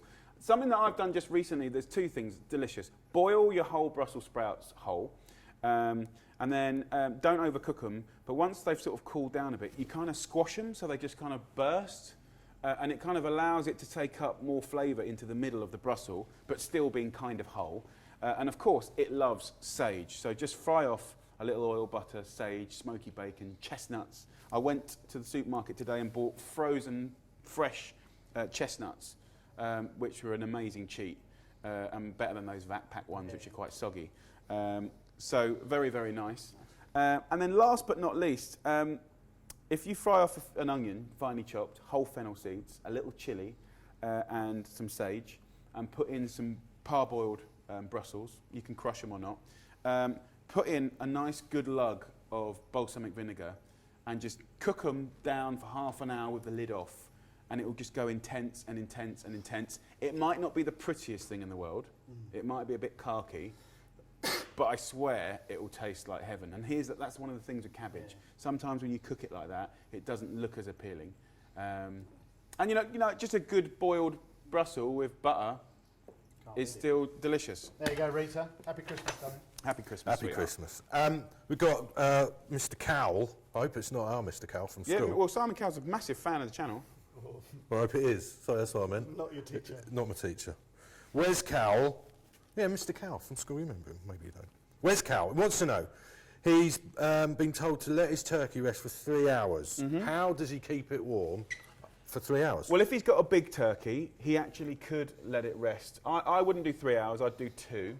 A big turkey, put tin foil over it, put a couple of tea towels over it or a towel. That will stay more than warm for 2 hours. I promise you, it's a big, big bird. And it's going to hold, you know, the outside might get cool, but the inside's going to remain hot. So I think 2 hours is a good time. I think that 3 hours is getting a bit long, if I'm honest. And it's going to start kind of almost slow cooking the turkey, which we don't want. We want roasted meat. So I think anything from an hour and a quarter to 2 hours, from an average to a big turkey, is perfect. Not only is it perfect for the meat, because you've got to remember, when the heat is coming from the outside, you know, into the bird, it's cold on the inside, hot on the outside. You know, it's pushing, that heat's pushing the moisture into the middle, and then when it relaxes, it has that opportunity to come back to the whole breast and the whole leg. Otherwise, you're going to get some parts that are perfect and some parts that are really horrible and dry. So resting, also, by the way, it's going to cook the turkey properly. You know, when we say cook the turkey for 35 minutes per kilo, and then take it out and rest it for an hour and a half, we're not thinking it's not cooking for an hour and a half. It's still cooking, guys. It's still cooking. 3 hours, I'd say, was too long. 2 hours, perfecto. Most importantly, that 2 hours is a perfect time for you to have a laugh, have a drink, get the potatoes in, get the parsnips in, and kind of get all your other bits and pieces together, have a little clean down, and get ready for battle, which is eating the full Monty roast turkey with all the trimmings. Half an hour till it's Christmas Day in New Zealand, by the way. Really? You know, 22,000 babies will be born on Christmas Day in the UK. Here's a little fact for you. 22,000 babies. In the UK. The question is, how many will be made on Christmas Day? Right, okay, so, Jamie, have you ever had Christmas in a warmer climate? Because Louise's neighbour, I'm guessing she's Australian, with a name like neighbour. What are some just a minute. Christmassy... You can't say she's Australian Well, she's just saying because... she's in a warmer climate. That was just a show. Yeah, but Neighbours is... I don't even think Neighbours is on a primetime cable channel, in Well, I prime still- time channel I in still catch Australia. it when I can. I know. Well, I love it too, but, you know... Yeah. we can't... Okay, well, That's verging on racism. Well, hang on, Louise, can you confirm you're Australian just to get me out of this, please? Right. She wants to know, what are some Christmassy cold dishes for those of us in warmer climates? Yes. Well... Have you ever had Christmas in a hot country? No. No, okay. No, and I think I'd find it hard too. It's so programmed in me to be cold and miserable. I mean, look, Paul, just do a cutaway of the sky in England here. I've got a tree down in our garden. It's been so windy. And then the weird thing is the wind just stopped, like a horror movie, all of a sudden. It just went. Eye of the storm. But anyway, look, I mean, I think we've got to celebrate seafood, haven't we? Obviously, for our brothers and sisters in New Zealand, Australia, all around Asia, South Africa, why would you be inside? You'd be outside, you'd be barbecuing. So anything from slow and low cooking, of course, go to DJ Barbecue for all that slow and low cooking. Click through on the link. But quick steaks, seafood, shellfish. Patricio might be in Argentina. Who's Is saying, that- Thank the Lord for the line, the cable that's making us broadcast. Yes. Here, which is great, but he's saying it's 37 degrees in Argentina. So Oh, stop showing off! Lucky Patricio. Patricio works in our, well, he heads up the IT department. So the only reason we can see you today is because of Patricio and his lovely team. So thank you, Patricio. Have a wonderful Christmas, my friend. And we're very jealous that it's warm and gorgeous over there. Yeah, I mean, I think, you know, Argentina's famous for cooking on the grill. So I think for all the brothers and sisters, you want to get outside, don't you? Yeah. But I don't know. Tell it, guys. I have to be honest. Felicitas, Look, especially. don't get me wrong. I like cooking out in the summer, but it's not in my culture to have Christmas in the heat. So, guys, why don't you tell us what you're having this Christmas in the hot countries? Hashtag. FoodTube Live. Yes. Can I just say this? Is Louis' it neighbour Yeah. has just tweeted in and she goes, guys, the handsome one's right. No, She is in Australia. she doesn't say the handsome one. She said, guys, he's right. I'm Yeah, gonna same say it. thing, same Not- thing. not It's handsome. shorthand. It's not shorthand. Yeah, we know what she means. Okay. She's only human.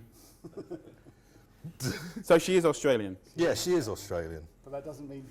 But we still can't use, just because she's got neighbour as a second It was a surname. good guess. Come on, right, we're all right. We're all over this. Right. Okay, Jamie, we've got to talk about your famous Maker Head gravy. Yes.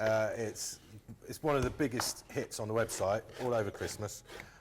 Just talk us through that. What's the secret? Get Ahead gravy is basically, it's quite stressful bringing the ultimate roast dinner is about timing and everything coming together at the good temperature, perfectly cooked. You can make gravy, you know, when the bird's resting, and you have got time to do it. However, it's quite nice to have some gravy pre-made, which you can either get turkey, trim, or bones, or you can go and buy chicken wings, and you just make. It's kind of like a stew, really. It's what you make with a normal, you know, like you have in a trivet. So carrots, onion, some herbs, you know, chicken wings, turkey trim. Any kind of giblets or anything like that you can get from the butchers. You roast it off, you put some flour in, you mash it up with some water, and you make a delicious gravy. You pass it through a sieve, and then you freeze it, and then you have it done, or you keep it in the fridge done. So I've already made mine. Mine's done. It's in the fridge. And then on Christmas Day, when I'm resting the turkey, instead of starting from the beginning with the gravy, I'm going to add that gravy to the turkey pan, so I get a double gravy, double flavour, and we're not, you know. Here's the thing, like, yeah, roast potato is important, meat's important, but if you haven't got enough gravy, you're going to get in trouble. Guys, I've just taken some skin off the smoked bacon here. I'm going to do a couple of dishes with some smoked bacon. If you're ever trimming that skin off, it's great to put in the turkey tray, because that smoke flavour is only going to be a good thing for the turkey, and you don't have to do anything with it. And I know I've got a big chunk here. Ignore this big chunk, even if it was like a pack of bacon with the skin on.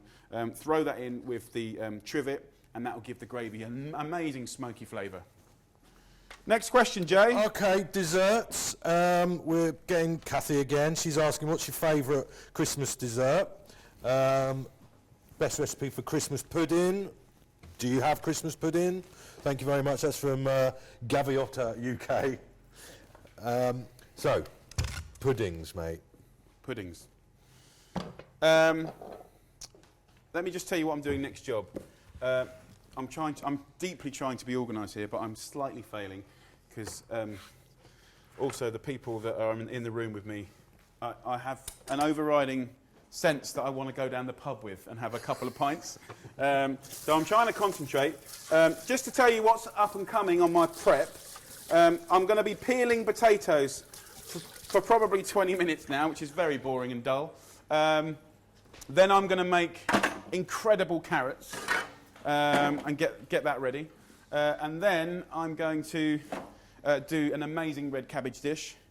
I'll be answering questions throughout the whole time. I've got my gravy done, I've got my turkey prepped. Then I'll get onto some stuffing. I probably should get onto some stuffing. I've got turkey carving lined up, so we can. Okay. We've got about another half an hour probably before you need. Is it nearly that close? It's been fun. It's flown. Really? Scary. So what time is it now? Half past 10. Is it? Yeah. I'm going at 12. So I'm kind of happy to take it as long as you want. My gas doesn't work. For Christmas I've got no gas. Do you want me to go and see? Yeah, that's going to be colourful. Yeah. Let me go and. I'll Can find you out. look at my gas bottle? Yeah, yeah. We ain't got much gas out here. Paul's going to put it on tripod. Go for it. I'm going to get my potatoes on the peel action here. Thanks. And I'm going to be doing celeriac as well. So let me focus. Let me put a pan on to boil.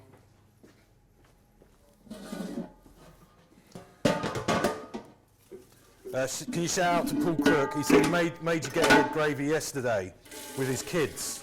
And yeah, it sounds like it's quite good fun getting the kids involved, mashing everything up. Nice. So that's Paul Crook. Merry Christmas, Paul. Merry Christmas, Paul. Thanks for watching, mate.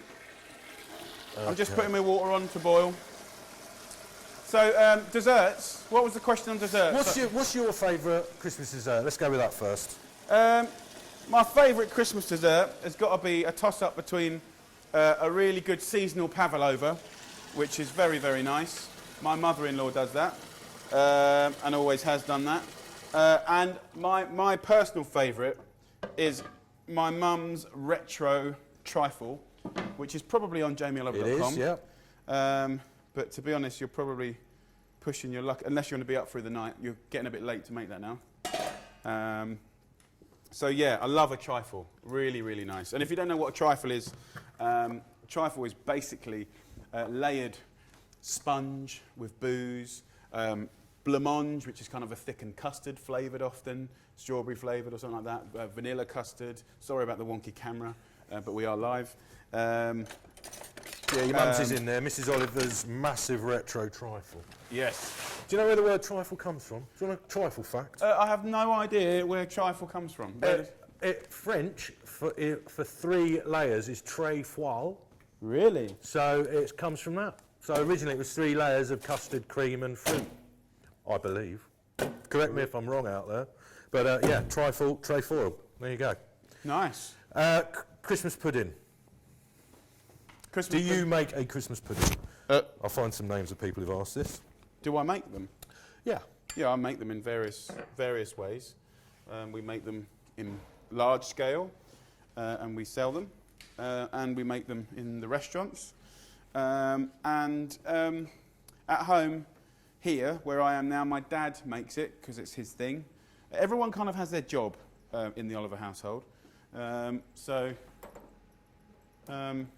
yeah, we're fine by that. Okay. I mean, I do love. I'm not a massive fan of Christmas pudding. Are you? I like it, but I don't like it too rich. You want, mate? I like a crumbly one. I don't like it too sort of rich and boozy. Right. Because obviously I choose my own booze to go with my dinner. We working? Thank you, Rich. A round of applause for Rich, everyone. Well done. Wow, all man. Okay. So yeah, go onto jamieoliver.com and you can just put trifle straight into the search and it will take you straight to Jamie's mum's trifle. There you go. We haven't got a Christmas pudding up there. So yeah, anything else? Any other? I'll tell you what I tend to do, because Christmas pudding's a little bit on the heavy side for me, personally. My nan gave me, I don't know if it's on the website now, but there was a pound pudding recipe. And it was great because it's one of those recipes which is a pound of this, pound of that, pound of this, dried fruit, but it's got breadcrumbs in it, so it's much, much lighter than your usual Christmas pudding. And I just find that Christmas pudding, I've got to like eat about 10 Rene just to sort of, it's just a lot, it's heavy, isn't it? Yeah, I'm not mad on candied fruit, I've got to say. Not mad on it. What else we got there, brother? Okay. Zoot haven't turned it on. Zoot. Big shout Okay. out to Zoot. He won't be watching. Pippa Bissett. She's asked, she's stupidly, here you go, frozen turkey crown. We were talking about them earlier, but if you could just answer this one, poor girl. Pippa Bissett has stupidly defrosted a frozen turkey crown too early when No. she shouldn't have. No, you can't. No, if it's defrosted now, that's perfect. It's much, much better. Look, if you defrost it a day and a half before you need it, there's still going to be, it's going to be frozen very, very timely and quick. She hasn't done it wrong. I tell you what's wrong is doing it too late and putting a half frozen, half thawed turkey in the oven and expecting it not to be dry and tough and miserable. So, darling, please don't worry. You've done exactly the right thing. It's not going to go off. Conventional frozen turkeys are normally frozen in a very timely fashion. So, you're going to have days. So, chill out. Don't worry. Okay. Matt Shallis, he's 13 and he wants to be a chef when he's older. Yeah. Is Christmas a good time to sort of learn good skills if you want to become a Well, chef? I think as a 13-year-old, if you're keen and you want to take some jobs off mum's hand, this is the perfect time to do it. Absolutely, help mum out, take a job over, say that you want to do the potatoes or you want to do the gravy. Try not to get in her way because she's going to get stressed at this time of year, let's be honest. But definitely take something off her hands, and even just being a sidekick and helping her wash up and helping her out with a few jobs would be the most amazing thing. But yeah, I think the kitchen at Christmas is a great place to get into cooking. And if you're serious about cooking, go and get a weekend job in a pub or a restaurant, just like I did, just like Jim did. And they will take advantage of your time. They will pay you very little, but you'll learn a lot. And most importantly, you'll decide if the job's for you or not. Cooking is generally unsociable hours, hot, and the money ain't great until you own your own place. So you have to love it. You have to love it. Next question, brother. Can Kyazel, he is asking, what is the perfect cheese platter? He wants it to be mind-blowing. Okay. I could stop what I'm doing right now and have a go at that. I need to find my board. But basically, let me just bear with me. Do some entertainment, James. Okay. We're still obviously taking questions from Jamie. I don't know, what time are we finishing, Rich? We've got a lot to squeeze We've in. got, probably at 25 minutes, 30 minutes, something like that. Okay. Paul's making Oh, right. shout out to anyone. Yeah. We've got Amy Louise Stanley. She made a retro Christmas bomb. She said that is perfect for Christmas in Australia and here, really. Yeah. Love a bomb. She is Australian. Let's not argue about that. Shout out to Ali, May and Mac. They're my. I'm coming. I'm just. Yeah, you'll have to stop there. Oh no! Just What was shouting it? out to Ali, May and Mac. Bye, Ali. Oh, we love Ali. They're watching. Oh, hello, Mac. And what about my lovely, May and famous... watching as well. Yeah, and Ali. Paul, come on, darling, get off those legs. Pop over here. Love to the Hurd family. Thanks for giving us Daddy. I promise to give Daddy back in one piece, just about, Ali. Although we are going to do a soy sauce recipe. Paul Casey has jammed the camera onto the tripod. Okay, can you so move we the might tripod? we might have to go to a video. Oh no, he's done it. Has he done it? Slick. Can you bring the whole tripod over? Nice. And there you go. Can you bring that light over here as well? So who's this fella's name? Hang on, I've lost him. He is Can Kayazal. Can Kayazal. Hello, mate. Hope you're well. So again, this is for real. So the ultimate cheese platter. Okay. Here's the nice thing about cheese is take your time with the dinner. Everyone's chilling out. You've got dessert, but also you've got this cheese. And people do love a cheese. And there's no reason why you can't do cheese and dessert. Although Laura Parr and the nutrition department will go crazy. But you pace yourself, little and often. Cheese. Okay. The awesomest cheese board is subjective. Okay. But I think what you want is a mixture of light and shade and emotions, and you want to have nice, clean, delicate. What we generally do is get a nice big board, a large platter, and I haven't got my board yet, but I'll show you roughly what I'm doing. You want to go from a nice, mild, clean cheese all the way around, you know, goat's cheese, curded cheese, fresh cheese, younger cheeses, go through to more aged cheeses and cheddars and interesting cheeses like that, through to sort of blues and stronger sort of stinking bishops and wash rind cheeses. So you want to kind of have clockwise go around from milder to strong, right? I can't tell you exactly what's the best one or not, but just go into a decent cheese shop and have a little taste up. Now let me show you what I've got. First over here, we've got things like hot apple chutneys, spiced plum chutneys. Here's biscuits to have. I've got an array of different biscuits, some Swedish style, some dark, some oat biscuits. I've got some amazing bread from my friend John at Balthazar Bakery in the UK. Look how amazing that is. So we've got some amazing bread. I've got some beautiful cheeses here that, you know, which is pretty much going to express what I was talking about. It's nice to have complementary things like nuts. Over here we've got piccalillis, chutneys. I've got a little a little fig ball. You can get these little fig balls. They're super cool, and inside they're basically dates, dates in fig leaves, and they're treacly and gorgeous. So all those little things are lovely to have with it. If you just go in the fridge next to your crutch, Richard. Richard started to peel potatoes for me, bless him. There's some gherkins here. These are from Neal's Yard Dairy, and they are the best gherkins in the whole of Britain, and the best gherkins that I've ever tasted in my life. And I don't mind those small ones, but these are the bomb. And oh God, how many wrappings can I have? Give us a knife, dude. But check these out, boys. Can we just have a gherkin taste? Yeah. Is that or is that not the best gherkin you've ever had in your life? Yeah. Oh my God. Amazing. So good. Look at the window, Paul. Yeah! Buddy! Hello. You gonna come and see me? Come and see me. Hi, Pops. Come and see me. So, let's see if I can give you any more detail. I haven't unpacked all of this yet. We've got a Lincolnshire poacher, and we've got Colston Basset Blue here. Chuck that on the fire, Tamfield, if you don't mind the wire. So, let me unwrap it. There's no point in talking about it and not showing you. Hi, kids. Come on, come in. Do you want to? Okay, I'll get him in. Do you want a chocolate? Okay, funny that.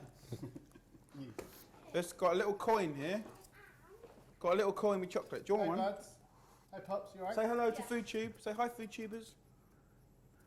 There you go. There's a chocolate. Happy Christmas. Do you want one?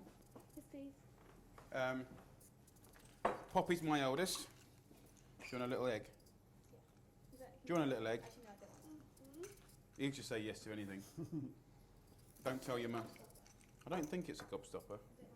You tell me. Is it? Yeah, give me that back. I think it's. I don't know what it is. Don't tell your mother. Because you got lunch soon and she'll kill me. Okay. Yeah, you can go on the quad bike. Go for it. But just be careful and put your helmet on. Random question. So, over here. Colston Basset, probably one of the very best blue cheeses on the planet.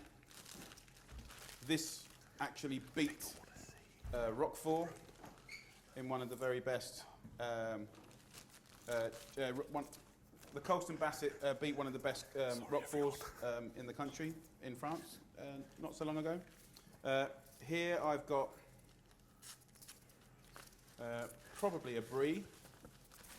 Yep, there's a brie there. Truffled brie. So that's been taken apart. Look at this. It's been taken apart almost like a sandwich, and then they have grated black truffle and mascarpone, and they make this incredible truffled brie, which is naughty, to say the least. Lincolnshire poacher. It's the same method, kind of, as cheddar, but it's not made in cheddar. And my dear friend Simon makes this. A brilliant cheese. Brilliant, brilliant cheese. Let's get rid of this here. I'm not actually making my cheese ball down, I'm just getting it out to show you guys. Not sure what this is. This is a washed rind goats.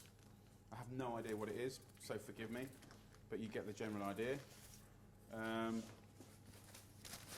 So yeah, I think the nice thing for that cheese ball question is lovely bread, lovely biscuits, from mild to strong cheeses going clockwise.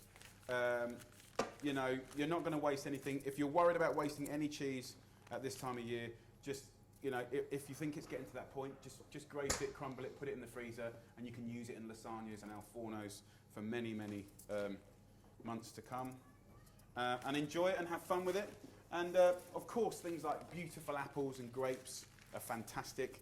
But I love doing it on a big board and being quite dramatic about it. I also like taking the toaster out and putting it in the room where you're having it, and letting people slice their own bread and toast their own bread.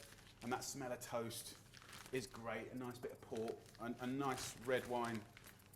Look at this. This is a crazy, I've forgotten the name of it, but actually they have these little mites on the outside. You won't be able to see them, but these little microscopic mites that eat the outside of the cheese, giving that kind of cave look, and it makes it just mature in a really unusual way. Because of course maturing is all about developing flavour and the evaporation of the moisture.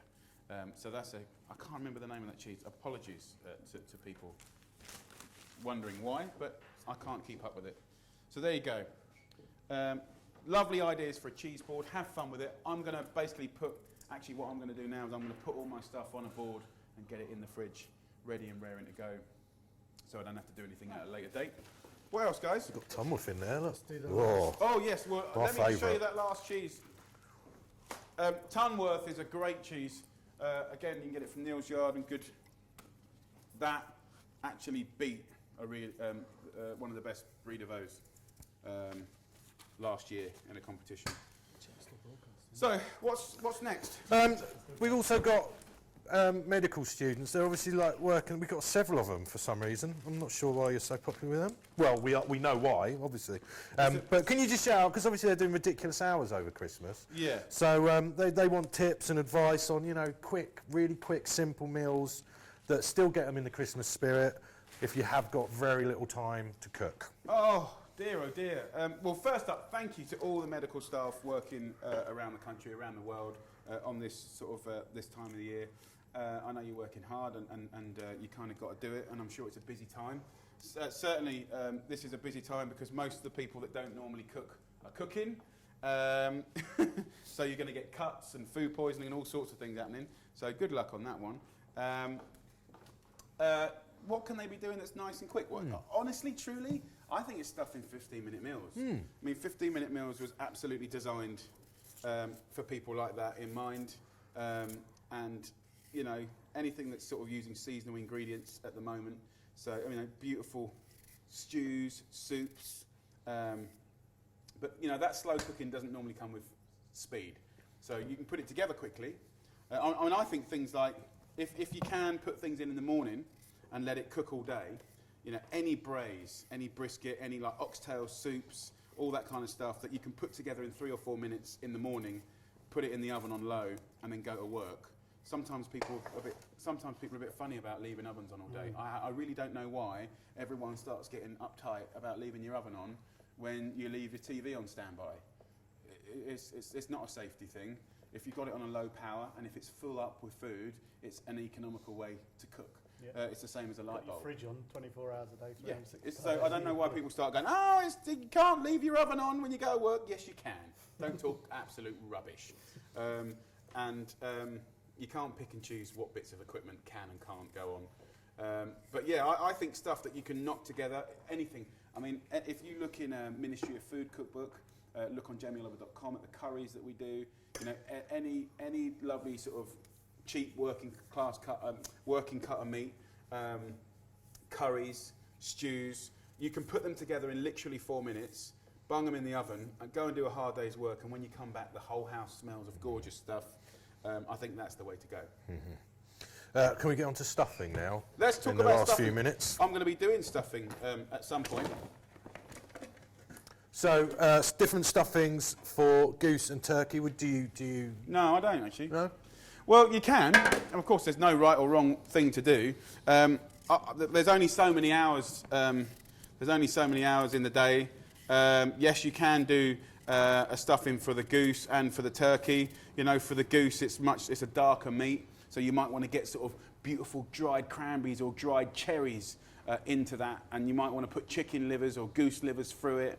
And you might want to go red onions and brandy, and you know, you can make it up as you go along. But basically, a stuffing is, you know, sweet onions, breadcrumbs, and possibly some mincemeat. It could be veal, it could be pork. There's no right or wrong. It's about just a beautiful thing that's kind of put inside that meat. Obviously, what I'm doing today is I'm going to do a fairly classic sage onion, slow cooked onions and sage, butter, nutmeg.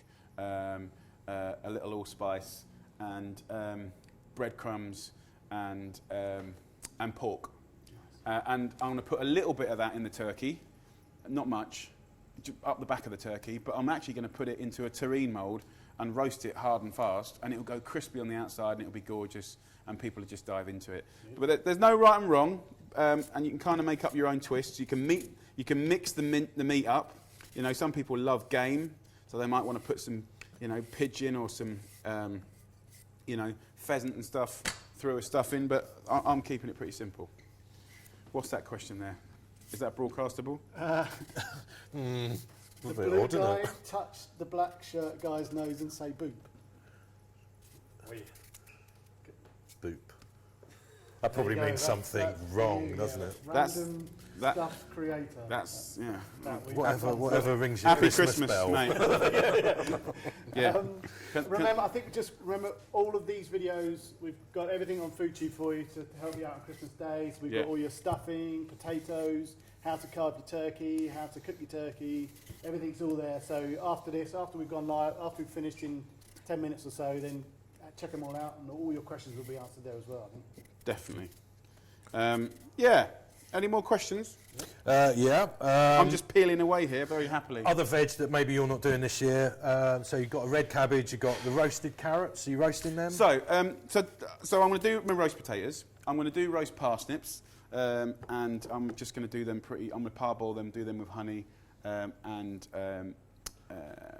what I try and do is each veg I kind of try and give a different herb. So you're really exaggerating those flavour differences. So I'll probably go some bay with the parsnips. I'm doing the carrots, all these different coloured carrots. I'm doing with butter, clementine, salt and pepper. Very simple, but just roasted to perfection. I'm then doing red cabbage here with half a bottle of balsamic vinegar, onions, fennel seeds, smoky pancetta. That's going to be incredible.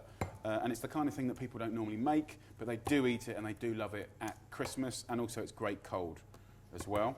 I'm also going to be doing, my brain's just, I got Jerusalem artichokes from the garden, so I'll be roasting those with olive oil and vinegar and bay, and that's delicious. What else am I doing? I've got Swiss chard, so I'm just going to get some basic greens, curly kale, Swiss chard, and what I'll do is I'll blanch them in boiling water today and drain them and let them cool down, and then I'll reheat those tomorrow, just with a little bit of butter. Nice. Can you say congratulations to Sam and Matt on Bondi Beach, who got engaged recently? Ah, Getting married in. Sam and Matt, congratulations, getting married. Well, good luck. Welcome to the journey of marriage. It's a bumpy journey, but it's a beautiful thing. Yeah, congratulations, guys. Sauces. Bread sauce, cranberry sauce. Do you make your own cranberry sauce? Yeah. How do you do it? Cranberry I've got a name sauces. for this. The job of these sauces, guys, is to have acidity and flavour that complements the meat, but acidity that cuts through the richness. So frozen cranberries are a joy. They really, really are. The method that I use is I fry off some onions in a little olive oil butter.